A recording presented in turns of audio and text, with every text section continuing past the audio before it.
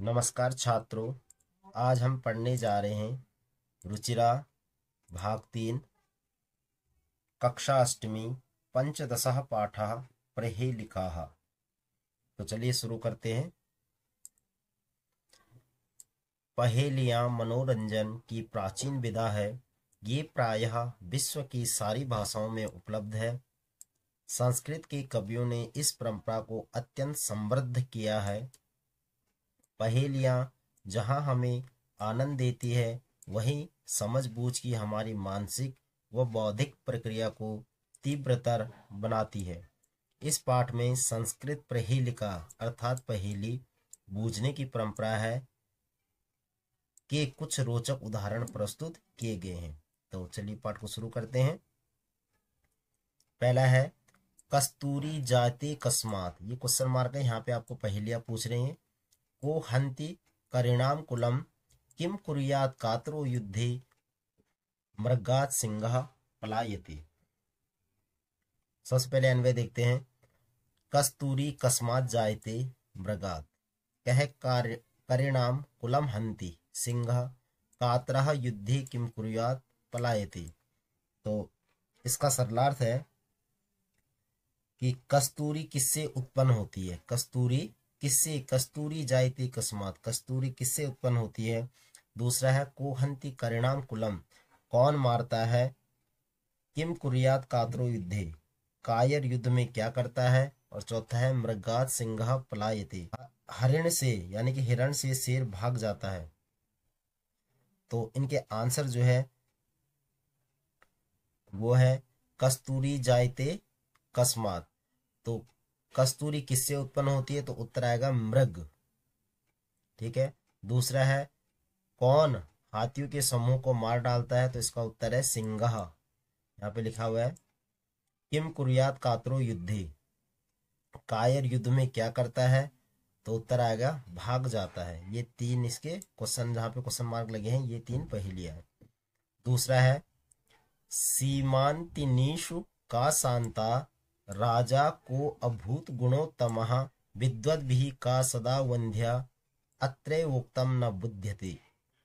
अन्वय का सीमांतिनीषु शांता, कह राजा गुणोत्तमा अभूत, का विद्वद्भिः सदा वंधा अत्र एव उक्तम न बुध्यते। तो इसका आंसर आपको पंक्ति का प्रथम व अंतिम वर्ण ही इसका उत्तर होगा। जो पहेलियां पूछी है इसमें पंक्ति का प्रथम व अंतिम वर्ण ही इसका उत्तर होगा। जैसे का सीमांति सुशांता, पहले इसका सरलार जान लेते हैं। ये कह रहा है नारियों में कौन शांत है। दूसरी लाइन का है गुणों में उत्तम राजा कौन है। तीसरा है विद्वानों द्वारा सदा कौन पूजी जाती है। ठीक है। और तो इसके आंसर देखते हैं। तो सबसे पहले है नारियों में कौन शांत है, तो आएगा सीता। अब देखो मैंने बोला था पंक्ति का प्रथम व अंतिम वर्ण ही उत्तर है, तो सी प्रथम वर्ण है और ता अंतिम वर्ण है, तो क्या हो जाएगा सीता इसका आंसर हो जाएगा। दूसरा राजा को अभूत गुणोत्तम, गुणों में उत्तम राजा कौन है, तो आएगा रा और मा, रामः। तीसरा है विद्वत भी का सदा वंध्या, तो इसका आंसर आएगा वी और ध्या, विद्या, जिसको हम विद्या कहते हैं। ये इनके आंसर है। अगला श्लोक है कह संजघान कृष्ण का शीतल वाहिनी गंगा के दार पोषण रता कह बलवंतम न बाधती सीतम। सरलार्थ है कृष्ण ने किसे मारा, का शीतल वाहिनी गंगा, शीतल धारा वाली गंगा कहाँ है, के दार पोषण रता, स्त्री के पोषण में कौन लगा रहता है, काय बलवंतम न बाधती शीतम, किस बलवान को सर्दी नहीं लगती। तो इनके आंसर आपके पहले 2 या 3 अक्षरों को मिलाने से इसका उत्तर मिलेगा। इन तीनों का उत्तर पहले 2 या 3 अक्षरों को मिलाने से मिलेगा। जैसे पहला था कृष्ण ने किसे मारा, तो आएगा का और ये, तो कंस हो जाएगा ये। ठीक है, इसका आंसर कंस है। दूसरा है शीतल धारा कहाँ बहती है, तो आएगा काशी, देखो का और सी। तीसरा है के दार पोषण रता, स्त्री के पोषण में कौन लगे रहते हैं? तो इसका आंसर आएगा आपका, ध्यान से देखना, किसान। इसका आंसर आएगा किसान। और किस बलवान को सर्दी नहीं लगती? तो आएगा कंबल वालों को। कंबल वालों को, कम और बल, कंबल वालों को कभी सर्दी नहीं लगती। अगला श्लोक है, वृक्षाग्रवासी न च पक्षिराजः त्रिनेत्रधारी न च शूलपाणिः त्यग वस्त्रधारी न च सिद्ध योगी जलम च बिभ्रन्न घटो न मेघः। अर्थात वृक्ष पर, वृक्षाग्रवासी न च पक्षीराजा, वृक्ष पर रहता है लेकिन पक्षीराज गरुड़ नहीं है। त्रिनेत्रधारी न च शूलपाणि, 3 नेत्रों वाला है लेकिन शिव नहीं है। तीसरा है त्यग वस्त्रधारी न च सिद्ध योगी, छाल की वस्त्र पहनता लेकिन योगी नहीं है। जलम च बिभ्रन्न घटो न मेघः, जल से भरा हुआ है फिर भी न घड़ा और न बादल। इन चारों लाइनों का आपका एक ही आंसर है, ठीक है। वृक्ष पर रहता है लेकिन पक्षीराज गरुड़ नहीं है, 3 नेत्रों वाला है लेकिन शिव नहीं है, छाल की वस्त्र पहनता है लेकिन योगी नहीं है, और जल से भरा हुआ है फिर भी न घड़ा है न बादल। इसका आंसर आएगा नारियल। यहाँ पे उत्तर लिखा हुआ है मैंने, नारियल। तो ये आपकी श्लोक थी, पहेलियां थी। इसमें कुछ आपकी पहेलिका दे रखी है कि प्रथम पहेली में कौन कौन से आंसर आएंगे, किस तरीके से आपको ढूंढने, ठीक है। तो ये आपके पहेलियां थी। उसके बाद आपके शब्दार्थ है, इनको आप पढ़ लेना। उसके बाद आपके प्रश्नोत्तर शुरू होते हैं, यहाँ से आपका अभ्यास शुरू होता है। पहला क्वेश्चन है, श्लोकांशेषु रिक्त स्थानानि पूरयत, श्लोकांशों में रिक्त स्थानों की पूर्ति कीजिए। यानी कि श्लोक के जो अंश है उनको आपको भरना है। जो ब्लू कलर में है वो फिल इन द ब्लैंक्स है, वो भरे हुए हैं। तो पहला है, सीमान तिनीशु का शांता राजा को अभूत गुणोत्तमा, यहाँ पे ये फिल इन द ब्लैंक्स है।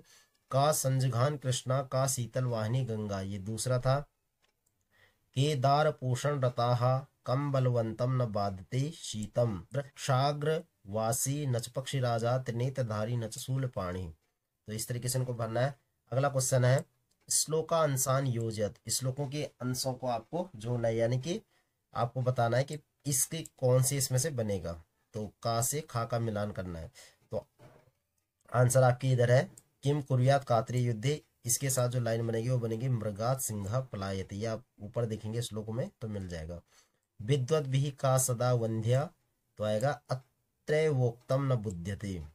कै संजघान कृष्ण का शीतल वाहिनी गंगा, कथम विष्णुपदम प्रोक्तम तक्रम शुक्रस्य दुर्लभम।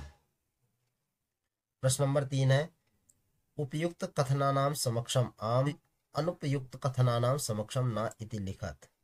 मतलब जो कथन सही है उनके आगे आम लिखना है और जो गलत होंगे उनके आगे ना लिखना है। कातरो युद्धे युध्यति, तो आएगा न।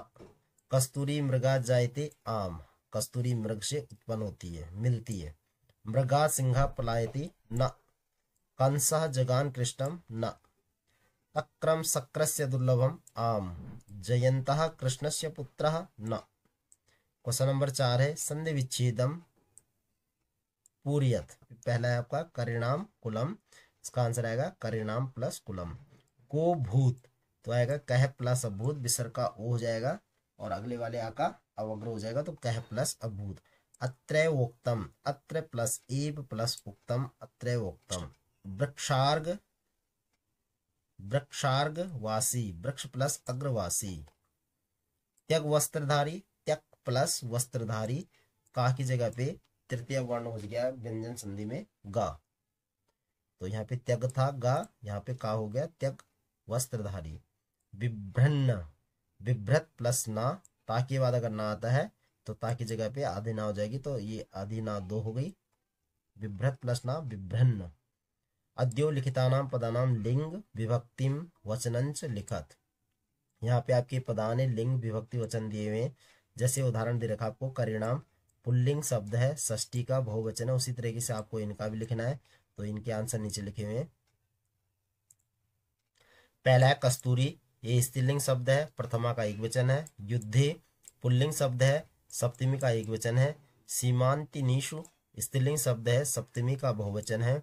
और बलवंतम पुल्लिंग शब्द है, द्वितीय का एक वचन है। शूलपाणी पुल्लिंग शब्द है, प्रथमा का एक वचन है।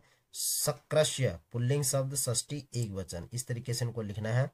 प्रश्न नंबर 6 है विलोम पदानि योज्यत, विलोम शब्दों को आपको बनाना है। तो ये आंसर मैंने लिखे हुए, जायते का म्रियते, वीर का कायर, अशांता का शांता, मूर्ख का विद्वद्भिः, अत्रैव का तत्रैव, आगच्छते का पलायते।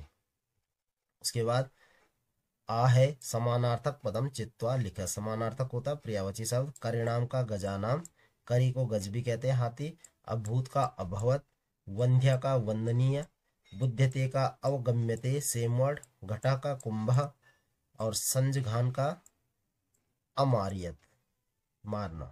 कोष्टकांतर्गतानाम पदानाम उपयुक्त विभक्ति प्रयोगेन अनुच्छेदम पूर्यत, यहाँ पे आपको फिल इन द ब्लैंक से या आपको भरने हैं। जैसे एकः काकः, आकाश दे रखा तो हो जाएगा आकाशे उड्यमानः आसीत्। त्रिशातः स जलस्य अन्वेषणं करोति, तदा सह घटे, घट का घटी हो जाएगा। अल्पम जल का जलम पश्यति, अल्पम जलम पश्यति। सह उपलानि या उपलान आनीय, घटे पात्यति, घट का घटे पात्यति। जलम घटस्य ऊपरी आगच्छति, घट का घटस्य हो जाएगा, जल जो है घड़े के ऊपर आ गया तो घटस्य हो जाएगा।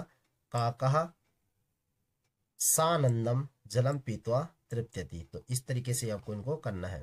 तो ये आपका चैप्टर था जिसको हमने आज श्लोकों सहित इसका हिंदी अर्थ जाना और प्रश्न उत्तरों पर चर्चा की। और इस चैप्टर था आपका पंचदश पाठ प्रहेलिका। उम्मीद करता हूँ आपको वीडियो पसंद आए। अगर आपको वीडियो अच्छी लगे तो प्लीज़ लाइक करें, ज़्यादा से ज़्यादा शेयर करें। चैनल पर नहीं तो सब्सक्राइब जरूर कर लें और बेल आइकन को प्रेस कर दें ताकि आने वाली वीडियो का नोटिफिकेशन सबसे पहले आप तक पहुंचे। मिलते हैं फिर नेक्स्ट वीडियो में एक नए चैप्टर के साथ। तब तक के लिए धन्यवाद, नमस्कार।